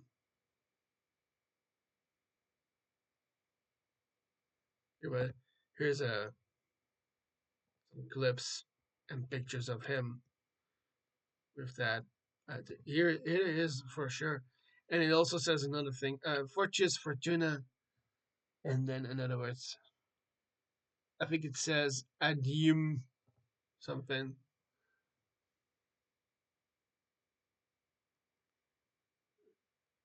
which I think means something similar to Fortune favors the bold. I think it's something similar to what to that. And the important thing about that is that in order for John to become back a member of the Ruska Roma, that tattoo, well, not the one on his back, but the one he has on his forearm, needs to uh,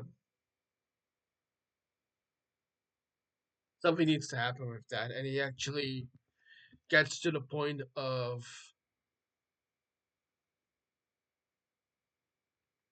there's a ritual, is what I'm basically saying, with the tattoo that John has, and that lets him back into the Ruska Roma so he can become a part again. And when he does that, he's open to dueling the Marquis. Yeah, that was what I'm trying to get to here. And at that point, he's capable of going ahead and ordering that duel. So that gets us to Paris then. I'm gonna get to those pics.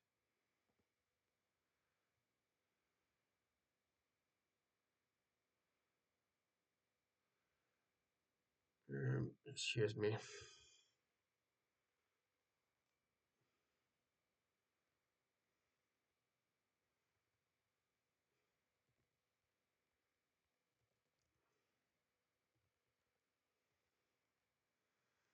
So we get to that point.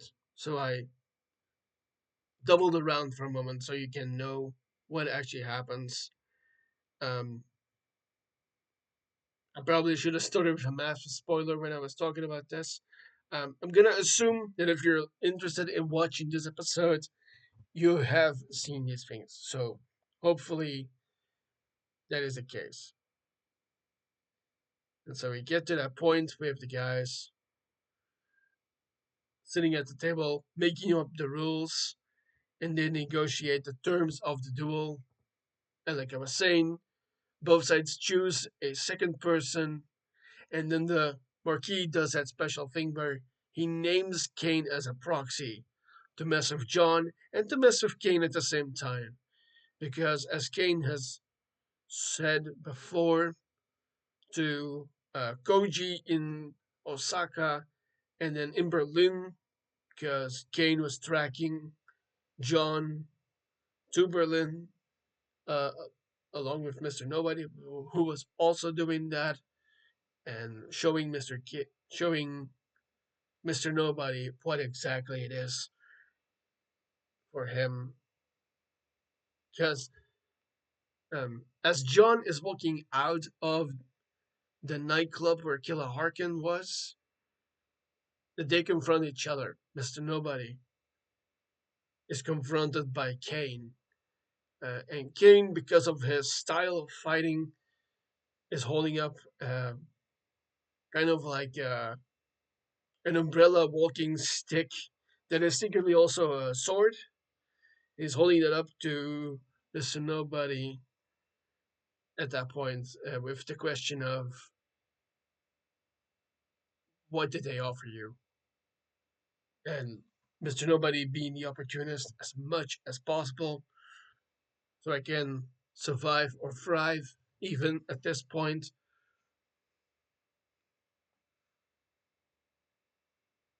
So finally, like I said, that gets us to the duel. The negotiation has been done, and then we get another moment with the Marquis as he's walking away, satisfied with the rules so far, and he goes into his uh, I would call it a battle encampment, but that's not exactly what it is. His base, yeah. By the way, I'm gonna cut to some pictures here, by the way, for that. So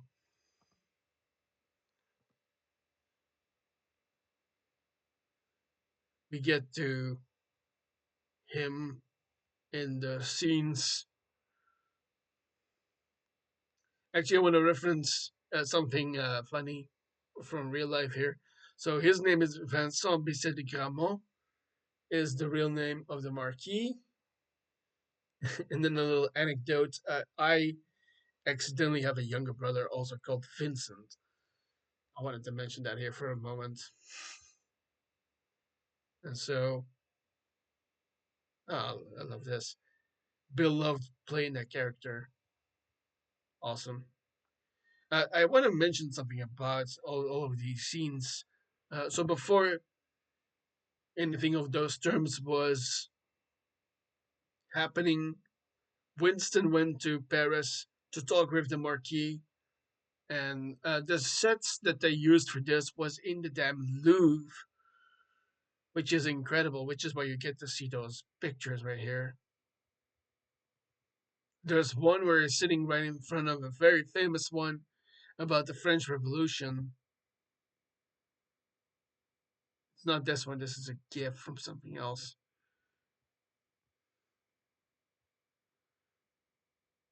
Ah, aside, it's this one. There in the middle, there's that famous picture painting of the French Revolution. Okay, I don't assume that he wouldn't have been for that. Anyway, I wanted to point that out because it establishes the character of the Marquis Vincent Bisset de Gramont. Was a delightful antagonist or villain. It's kind of both, to be honest. I did. My bad. I didn't mean to do that. I wanted to get to this because I wanted to talk for a moment about the differences between villains and antagonists. Uh, I kind of see antagonists like obstacles, like people being placed in your way, and a villain is more like someone to the level of the protagonist, or maybe it's around. I get those messed up sometimes, to be honest. Uh, but think of it like this: the Marquis has the power, as I have explained, and he has a whole ton of people working for him. Actually, let's get to that part because that's next. So after the negotiations, John turns back. He goes to a church to place a candle and pray for the love of his life that he had lost. And while he's there, he meets up with Cain, who's also there for doing something similar because of his child being away from him. Gave a light-hearted moment, um, which kind of points to some foreshadowing later. Uh, After the church, John goes to the underground of Paris. He is met by the Bowery King, who has relocated this time, and they have a chat. And Winston is also there. And here we get the usual ballistic chic and armory scene for John, and now different and with a lot of swagger because the Bowery King is a really cool individual. Of course, he's being played by Lawrence Fishburne, so he's charming as fuck. And so John gets his old Kevlar suit, a new one, along with a different kind of pistol again. This time it's called a Pit Viper, and it's one of those guns that can hold a lot of rounds. Rounds is just another word for bullets, by the way, for those who don't know. If I'm not mistaken, it's a 9 millimeter. So for all the military jargon people out there, we know that, or others, law enforcement people will also know this probably. Um, so we get those scenes, and John also asks, "How close can you get me to the location where I need to be?" And along with one of that wonderful philosophical, tender-hearted and light-hearted talk between the three of them, with some very fun scenes of the three of them. And Winston gets into what he needed to put up as a kind of slogan for Karen's life as he had buried him. And so he had chosen that word, that sentence that Sharon had referred to before. Such is life. The words from Nick Kelly as he was dying, and the Barry King gets into his one, "Long live the king," and John is the next with his one, and he's it's very simple, but it's beautiful, loving husband, and he uh, bids adieu quite literally to his friends as he gets close enough, and from there we get a ton of action. I'm gonna get to some of those scenes now, because they're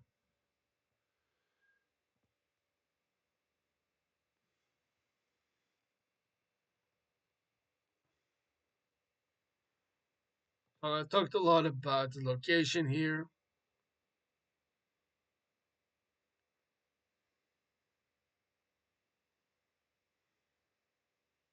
Don't mind the background noise. Ah, here we go. This is exactly what I was gonna get through. So the Marquis goes against John a bit, and he tasks the criminal elite and the criminal underground in Paris to go after John, which leads to John having to fight his way to the location of the duel, which leads him into his gun fu with the Marquis's bodyguard Shibi or Shidi. And as you can see in the background here, this is one where there are cars, because this is not just any place. As John goes through the city, Paris.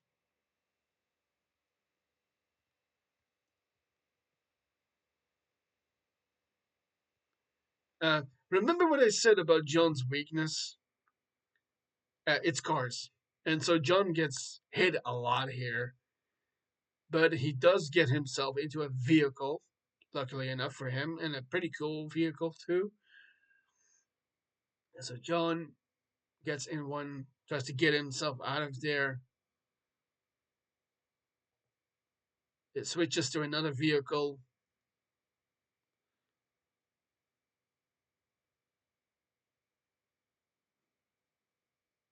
to get out of there. It gets into another scene. And then I'm going to reference something that happens just a bit after this. So John ends up in a building after losing his second vehicle, a motorcycle, where we get into something absolutely insane, but really cool. The overhead shot where we get to see almost like in a video game, and he gets his hand on a specific kind of not a gun, but like specific ammo which blasts people into fire. It's called Dragon's Breath, and it's we get those wonderful cinematic scenes of John. Although this is full on action, by the way. Obviously, this is a still from Polygon, the one I got right now, and we get a ton of these things. It's really cool. I'd play it, but we get in trouble, and so we get this room by room shots of John just going at it with these low lives who are gunning for him, quite literally, until John gets himself out of that building as well. I want to mention one thing else that does also happen in that moment is that he once again comes in confrontation with Mr. Nobody, but also with the bodyguard again. And so Mr. Nobody has a beloved dog, his emotional support animal. And so as they're dispatching these low lives, the both of them, the bodyguard is trying to attack Mr. Nobody, but the dog comes in between and John is left with a choice: either kill Mr. Nobody or shoot at Sheedy, and having a heart for dogs himself, John chooses the latter, shooting at Sheedy, who falls over a rail, and we don't see him until later. I'm gonna reference that in a moment. And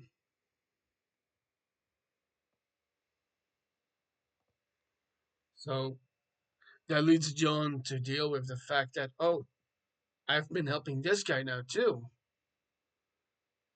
And this is, by the way, that start from that just glorious action from those scenes. So that leads John to another place in Paris, right at the foot of the location where he's supposed to be for the duel.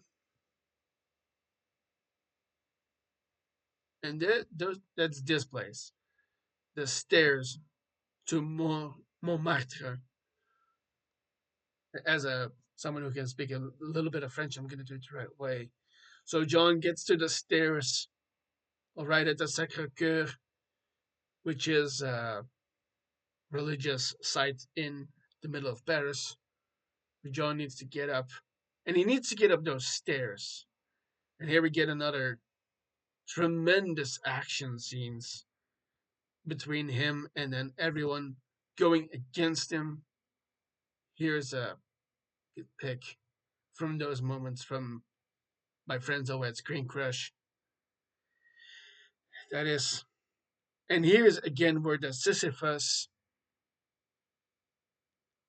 parallel comes into frame again, quite literally, as John is pushing against these low lives, shooting at him. So we get the famous stair fight, and he needs to get up again at some point.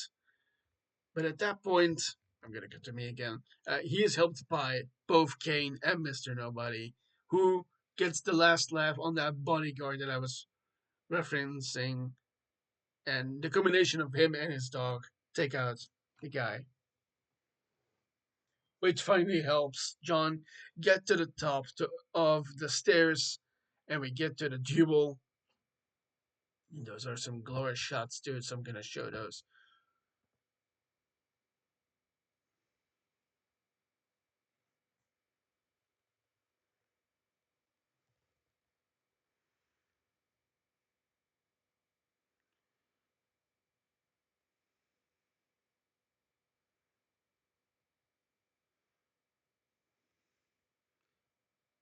I'm not gonna show you outright what happens.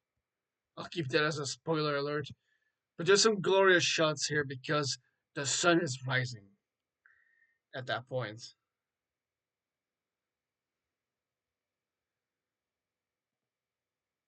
But in the end, John finally gets to do it. He manages to do the impossible, and we get glorious shots of him at the Sacre-Cœur in full sunlight as it's going up, and we get to see that he has done it before the end. Yeah, and that's where I'm gonna keep it for now. So that is basically everything that happens. That's the joy of John Wick. Someone who just keeps trying for his loved ones, for those closest to him, will not stop, no matter the consequences, no matter the odds, no matter what he's up against. He will do what seems impossible for those that he cares about and loves. And so, the form of his violence, while it's crazy with moments, while it gets a lot of attention, because we as people tend to glorify violence, if it's especially done in a cool fictional way, and we adore the storytelling that it does. And the cinematography in those last moments is absolutely fantastic. Um, so I've told you most of what happened. I've kept out the best parts for you guys because I urge you to go and check out those movies if you have not seen them yet. I think if you are here and you're checking out this episode of the podcast, you probably have seen them.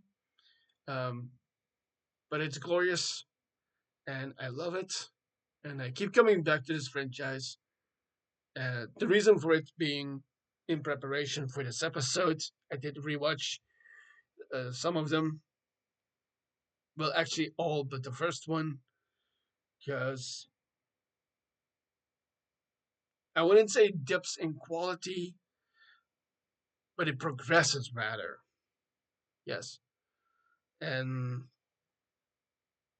you just get a phenomenal, crazy good, full of action, full of amazing storytelling, uh, great moments and performances, and all those people that come up just showing all of their work in their heartfelt way of telling us that if you are someone, you can do anything. And that's the story of John Wick. Yeah, okay. And like I said, in between moments, there's more to come from this universe. We're gonna get spin-offs about Kane. I saw someone I saw in the coverage someone else say, the tracker guy, Mr. Nobody, also wants a spin-off. That'd be interesting too, because we don't know a lot about him. Maybe that gets put in some way in there. So yeah, maybe they'll find a way for him to do something. So I'm looking forward to anything coming from this universe. I hope you do too. And if you stayed for all of this, thank you so much. I hope you like this. Hope you like this video and this episode of the FWX podcast. If you want to show your love, I would love it if you subscribe to this channel and the podcast. That really helps us grow. I know this is quite a long video as I've been talking about all of this and showing you it as well, because it's worth it. Which is why I wanted to do this in the first place. So please like this video, subscribe to the channel, check us out here on YouTube. You can also find us on some of the social media. You can check out my Instagram for updates. I'm on different places as well. I'm on Upscroll. You can check me out on Find Out Social. That's another recent social media that has that I've become a part of. So find me when you want. And the places I post the most about updates are Instagram and TikTok. And I need to do more to fix our Facebook and the rest of that. So, but I hope that you especially check out this episode and show your love for this franchise and universe by not just liking and subscribing, but commenting away in the comment section about it too. Tell us what you love about the John Wick franchise, about the characters, about the action, about the cinematography, all of that. I would love it if you do that. So, thanks so much.